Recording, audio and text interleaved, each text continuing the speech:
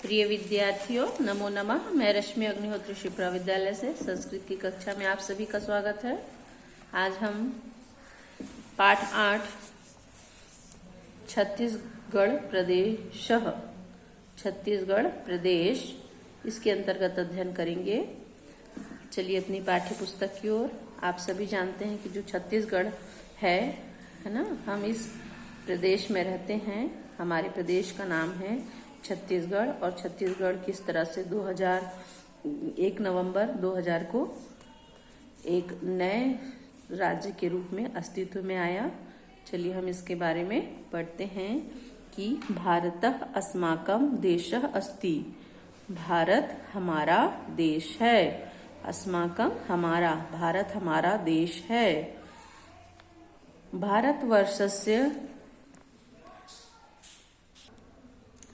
भारतवर्षस्य मध्य दक्षिण भागे छत्तीसगढ़ प्रदेशः विराजते। भारतवर्ष के, हमारे भारत देश के मध्य दक्षिण भाग में छत्तीसगढ़ प्रदेश स्थित है। छत्तीसगढ़ प्रदेशस्य प्रमुख नदी महानदी अस्ति। छत्तीसगढ़ प्रदेश की जो प्रमुख नदी है वह महानदी है। सिहावा पर्वतात् उद्भूता महानदी छत्तीसगढ़ प्रदेशस्य पवित्रतमा नदी अस्ति। सिहावा पर्वत से निकल उद्भूतः अर्थात इसका जो जन्म है, ये उद्गम स्थान जो है महानदी का सिहावा पर्वत से निकलकर यह महानदी जो है वह छत्तीसगढ़ प्रदेश में बहती है और छत्तीसगढ़ प्रदेश की यह पवित्र नदी है।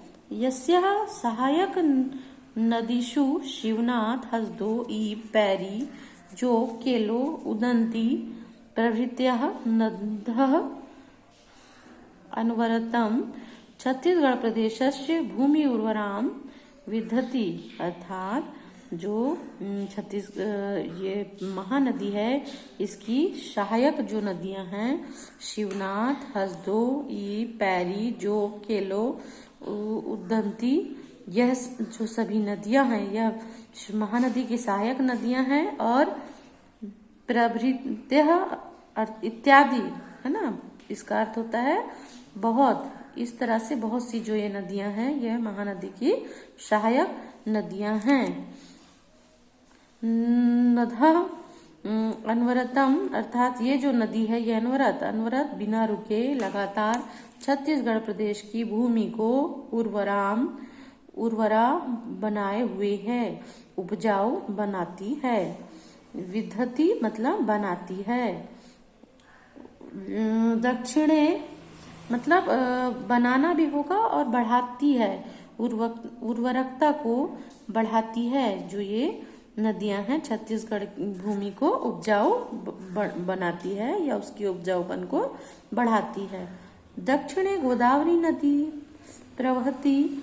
दक्षिण में गोदावरी नदी बहती है, प्रवाहित होती है। यस्याः शाखा, इसकी शाखा जो है वो इंद्रावती नदी बस्तर मंडलांतर्गतम पश्चिम दिशायां प्रवहती। और जो इस सहायिका एक नदी जो है इंद्रावती नदी, ये बस्तर जिला के अंतर्गत पश्चिम दिशा में प्रवाहित होती है। महानदी बस्तर की जीवनदायिनी नदी है, जिसके किनारे पर जगदलपुर शहर बसा हुआ है। छत्तीसगढ़ प्रदेशस्य राजधानी रायपुर नगरम अस्ति। छत्तीसगढ़ प्रदेश की जो राजधानी है वो रायपुर नगर है। तो इस तरह से बच्चों हमने देखा कि किस तरह से ये छत्तीसगढ़ के बारे में अध्ययन है इस पाठ के अंतर्गत। अब है छत्तीसगढ़ प्रदेश 2000 तमे ख्रीस्ताब्दे नवंबर मासस्य प्रथम दिनांके सुगठितः। अर्थात छत्तीसगढ़ प्रदेश 1 नवंबर 2000 को सुगठित हुआ, इसका गठन हुआ, इसकी स्थापना हुई। छत्तीसगढ़ राज्य की स्थापना है ना, यह मध्य प्रदेश से कब अलग हुआ, एक नए राज्य के रूप में कब अस्तित्व में आया, 1 नवंबर 2000 को। प्रदेशस्य राज्यम नगरम महत्वपूर्णम धार्मिक स्थलम अभिधीयते, प्रदेश का जो राजिम नगर है वो बहुत महत्वपूर्ण धार्मिक स्थल कहा जाता है, अभिधीयते कहा जाता है। यत्र महानदी पैरी सोंढूर प्रभृतीनां त्रिषणां नदीनां संगम स्थली छत्तीसगढ़ प्रदेशस्य प्रयाग इति उच्यते। ये जो यत्र जो महानदी है, महानदी पैरी और सोंढूर तीनों त्रिषणाम त्रिवेणी संगम है, तीनों नदी मिलकर संगम बनाती है। बच्चों संगम अर्थात जो तीन नदियों का यहाँ पर मिलन हो रहा है। कौन सी तीन नदियां हैं? जैसे प्रयागराज इलाहाबाद में तीन नदी है, गंगा जमुना सरस्वती, त्रिवेणी संगम कहते हैं उसको। वैसे ही रांची में त्रिवेणी संगम है। तीन नदियां कौन कौन सी है? महानदी, पैरी और सोंढूर। इन तीनों नदियों के संगम से मिलन से वह स्थान पवित्र स्थान संगम बन गया है। कौन सा? राजिम। अब यहाँ पर संगम स्थली है यह छत्तीसगढ़ प्रदेश से प्रयाग इति उच्यते। तो इस जगह को, राजिम को छत्तीसगढ़ का प्रयाग कहते हैं। फिर ऐतिहासिक स्थलम शिरपुरम सोमवंशीय राजा नाम राजधानी आसीत। ऐतिहासिक दृष्टि से जो शिरपुर है वो सोमवंशीय राजाओं की राजधानी है। अत्र राजधानी थी, आसीत थी। अत्र आनंदपुरी विहार भंगः बौद्ध विहारा चापी संति। यहाँ पर आनंदपुरी विहार भंगा बौद्ध विहार यह सब हैं। प्रदेशस्य वर्धा क्षेत्रे भौरम देवः। प्रदेश के वो जो वर्धा क्षेत्र है अर्थात जो वर्धा है उस प्रदेश में वर्धा कवर्धा प्रदेश में कवर्धा में भौरम देव जो है वो छत्तीसगढ़ के खजुराहो के नाम से विख्यात है। छत्तीसगढ़ का खजुराहो किसे कहते हैं? भौरम देव को। भौरम देव कवर्धा जिले में है। छत्तीसगढ़ प्रदेशस्य एकः राजस्व संभागः विलासपुर अस्ति। छत्तीसगढ़ का एक राजस्व संभाग विलासपुर है, अर्थात छत्तीसगढ़ की न्यायधानी है ना। छत्तीसगढ़ का राजस्व संभाग है ये, न्यायधानी है बिलासपुर। बिलासपुर मंडलांतर्गतम रतनपुर इति। बिलासपुर जिले के अंतर्गत रतनपुर नाम का एक ऐतिहासिक स्थल है। ऐतिहासिक स्थल लमस्ती स्थान है। ऐतिहासिक स्थान कौन सा है? रतनपुर। पूरा कलचुरी राजा नाम राजधानी आसीत। और यह प्राचीन कलचुरी राजाओं की राजधानी था। तत्र महामाया मंदिरम सुविख्यातम तम सरगुजा जिलांतर्गते रामगढ़ क्षेत्रस्य पहाड़ी स्थानां महाकवि कालिदासस्य मेघदूत काव्यस्य रचना स्थली अभिधीयते। कहा जाता है कि जो कहाँ महामाया का मंदिर कहाँ पर है? रतनपुर में है, सुविख्यात मंदिर है और सरगुजा जिले के अंतर्गत एक ऐतिहासिक स्थल है। प्राचीन जो कलचुरियंस थे, जो राजा थे, वो यहाँ पर राज करते थे और महामाया मंदिर जो है वो यहाँ का विख्यात प्रसिद्ध मंदिर है जो सरगुजा जिला के अंतर्गत है। और यहाँ पर रामगढ़ क्षेत्र से पहाड़ी, रामगढ़ की पहाड़ियां भी हैं जो प्रसिद्ध हैं छत्तीसगढ़ में। ऐसा माना जाता है कि महाकवि कालिदास ने मेघदूतम काव्य की रचना यहीं पर की थी, ऐसा कहा जाता है। दंतेवाड़ा जिला या दंतेवाड़ा दंतेश्वरी देव्या इति नामना प्रसिद्ध।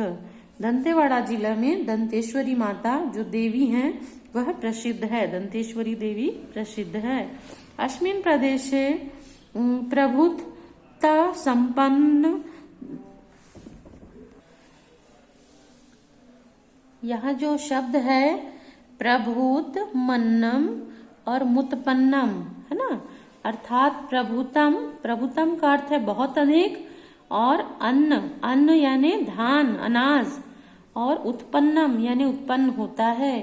तो अस्मिन प्रदेशे, इस प्रदेश में धान बहुत अधिक उत्पन्न होता है, भवती होता है। अतः छत्तीसगढ़ प्रदेश धान का कटोरा इति उच्यते। इसलिए छत्तीसगढ़ प्रदेश को धान का कटोरा ऐसा कहते हैं। छत्तीसगढ़ प्रदेश आरण्यानां प्रदेशो अपि अस्ति। जो छत्तीसगढ़ है ये आरण्य कहते हैं वनों का प्रदेश है। छत्तीसगढ़ में वनों की बहुलता है ना। और वनेभ्यः वयं काष्ठानि फलानि औषधयः च प्राप्नुमः। और वनों से हमें काष्ठ, लकड़ी, फल और औषधि प्राप्त होती है। वनेषु खगः मृगः व्याघ्र च निवसन्ति।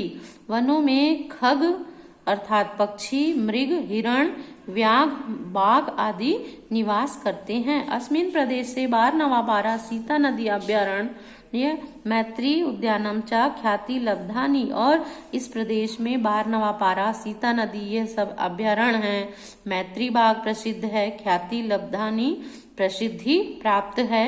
यह सब उद्यानानि संति। ये जो उद्यान हैं जिन्हें कहा जाएगा कि अभयारण्य हैं, जहाँ पर पशु पक्षियों को संरक्षित करके रखा जाता है।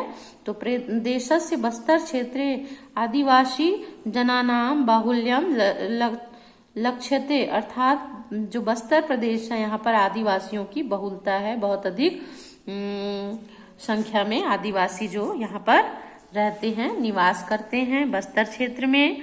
ते जनाः वनेषु निर्भयां भूत्वा विचरन्ति। यह लोग वनों पर निर्भर होकर घूमते हैं, अर्थात इनका जो जीवन है वो वनों से ही चलता है। वन उपज जो होती है उसी से इनका जीवन चलता है। संप्रतम शासनम एषाम उन्नत्याः बहु यतते। जो संभवतः जो शासन है वह इनकी उन्नति के लिए बहुत प्रयास में लगी है। प्रदेशस्य देवभोगः मैनपुरम च रत्नानां खनिज भूमि इस्पात नगरी भिलाई लौहादयः खनिजः उद्योगानां कृते आधारभूतः। हमारे छत्तीसगढ़ प्रदेश में देवभोग जो है मैनपुर, वहाँ पर रत्नों की खान भूमि है। हीरा आदि रत्न वहाँ पर खनिज करके निकाला जाता है, खान है रत्नों की। और रत्नों की बहुत बड़ी खान कहाँ है? देवभोग मैनपुरी में। और इस्पात नगरी जो भिलाई है, लौह नगरी, वहाँ पर लौह खनिज उद्योग जो है वो आधारभूत है, अर्थात लौह खनिज वहाँ पर इस्पात संयंत्र है। एवं राष्ट्र जीवने, और जो राष्ट्र का जीवन है छत्तीसगढ़ प्रदेश प्रियतरः जयतु जयतु छत्तीसगढ़ प्रदेश। अर्थात